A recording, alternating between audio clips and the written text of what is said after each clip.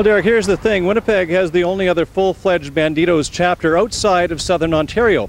They tried to get a foothold in Alberta, but no luck. All the members there switched over to the Hells Angels. So when the OPP started looking into the Shedden massacre, their investigation led them straight to Winnipeg and Lindsay Street. It used to be enough to lock your doors to keep your family safe, but that's not the case anymore. The bad guys just climb right in through your computer. We staked out his office and waited and waited and waited. Then we waited some more. It's hard to get a sense of how dry the fields really are until you get nice and close. Right here, see the cracks in the ground. I can put my hand in, and I don't even touch the bottom. It goes down about a foot. People are here to take your calls. CAA Professional Travel Agents. They're here to take all your travel-related calls. The number is 1-800-805-1185. Anything on travel. Different Prime Minister, same message. We've been hearing it for a long time now. Still very little movement, though. Bob Spellers also announced today he's headed on a tour. He's headed to Washington, to Mexico, and to Asia to see if he can convince countries there that they should reopen the borders. It does, Eva. People seeking emergency services are being told to go to a walk-in clinic or another hospital. Pregnant women in labor are being directed straight to Health Sciences Centre. All right, so you scoop the tea in here. Okay. Dayton Taves, in many ways, is your average 5-year-old boy. But Dayton suffers from ADHD, or Attention Deficit Hyperactivity Disorder.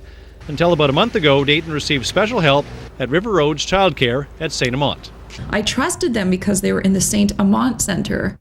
She doesn't anymore. She says her child was restrained by staff at the centre and says she was never told. And when he was restrained, it was always in front of everyone. Chelsea was Dayton's aide and was often asked to restrain him. One of the other staff had said to me that I could get charged for doing it, so I went to my boss and asked, and she said that, don't worry, she'd back me up 110%. St. Amant President Carl Stevens says it was only done in extreme cases. There were 5 occasions when his behavior became such a risk to others that he needed to be physically held. Stevens says each occasion was documented, but Taves says she only found out after she was told to find other arrangements for Dayton. They gave me 2 weeks' notice saying that they're not able to take care of Dayton's needs. Dayton's aide was fired. In her letter of dismissal, she was told DT is transferring to another child care center. The St. Amant Center says it was simply a staffing issue. Towards the end of his care, the person who was working with him at the time we didn't feel could meet his needs. Child and Family Services began an investigation about a month ago. It's just mind-boggling. I don't understand why it's taking them a month. St. Amant says it's not opposed to Dayton Taves returning, but his mother's not so keen on the idea. Still, she's having trouble finding daycare. Each time she mentions ADHD, the door closes. He's not a criminal. He's 5, and he has special needs. For now, he'll have to get those needs met at home. Is that it? Superman's done? Yes. Yeah. Mike Brown, Global News. A helicopter with American and British Special Forces has been shot down in Kandahar province. That's the training mission. Canadian soldiers must get to it before the enemy does. The scenario is set up in secret. When the soldiers get the call, it's the first time they've heard of it. What do you need? Do you have a brush I can borrow? I just need a... Charcoal? Is that yours? Here, use this one. The Canadian Armed Forces is taking warfare simulation to a new level. Hollywood-caliber makeup teams are employed to create a realistic experience for soldiers. Canadian soldiers arrive on scene in armored vehicles, the same as they use in Afghanistan. As they secure the scene, they come under attack and return fire. To enhance the reality, the media is on scene too, and not just the Western media. Al Jazeera arrives with a full crew to capture the scene. On top of that, soldiers are tasked with handling local Afghan citizens. Even the enemy has been carefully simulated. We do have an active insurgent force who is well practiced in the Taliban tactics. To maintain the illusion, everyone must be in costume. No detail is overlooked. I'm the cultural liaison. Mohammed Ahmedi is responsible for making sure civilian role players know how to act like Afghans. Teach them 10% or 15%, 20%, that's a big, big difference. Here some of the Red Cross workers, they help Afghan who got wounded because of explosion. The soldiers have nicknamed it Pretendahar, and with good reason. The facilities here are made to mimic those in Afghanistan. Pretend-a-har, right? Well, it is a replicated environment. There's no doubt about that. The familiarity is designed to build confidence. Soldiers will know their way around the Kandahar bases the moment they get there. It allows them to focus on more important things.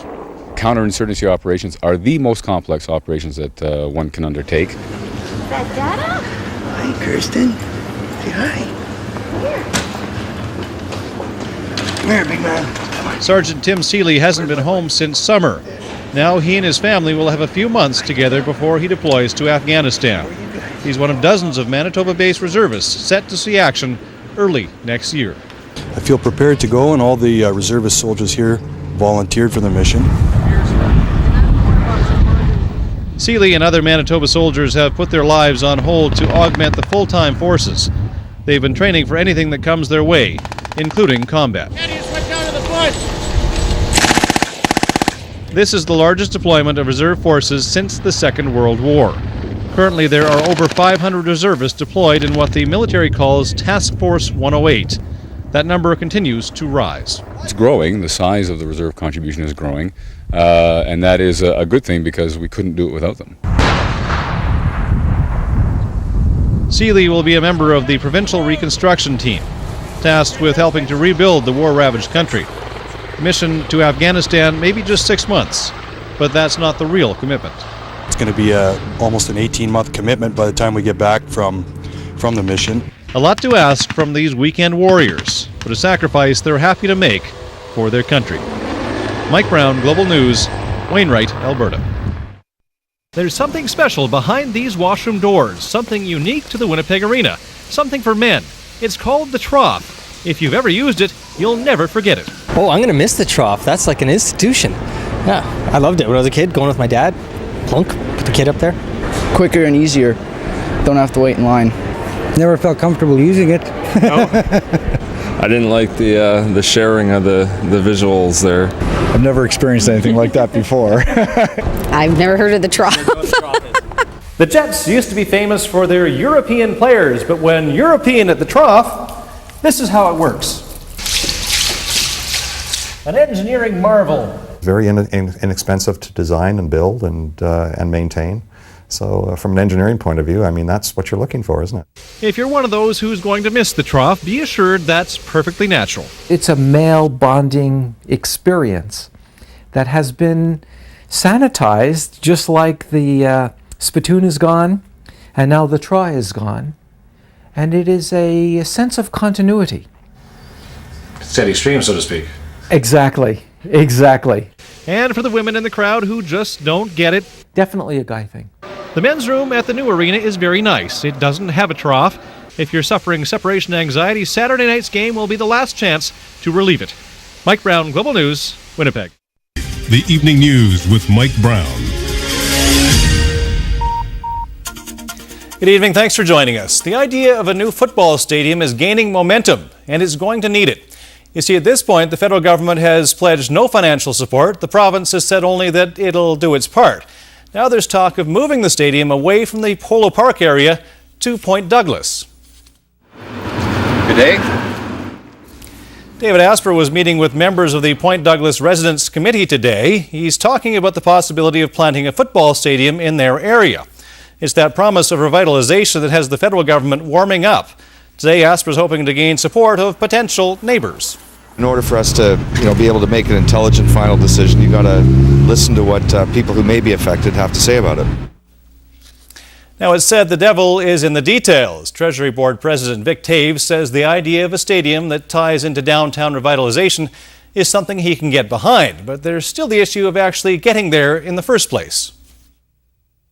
Well, the problem is the city already has planned to either rehabilitate or replace the Louise Bridge starting in 2013-2014. An extended closure is going to obviously be very hard on any new businesses and any revitalization that's happening in the Point Douglas neighborhood. Kildonan Councillor Jeff Browady is calling on all levels of government to put their heads and their checkbooks together to build a 4-lane bridge. He wants it right now. He says the bill would be about $60 million, but worth the effort in the end.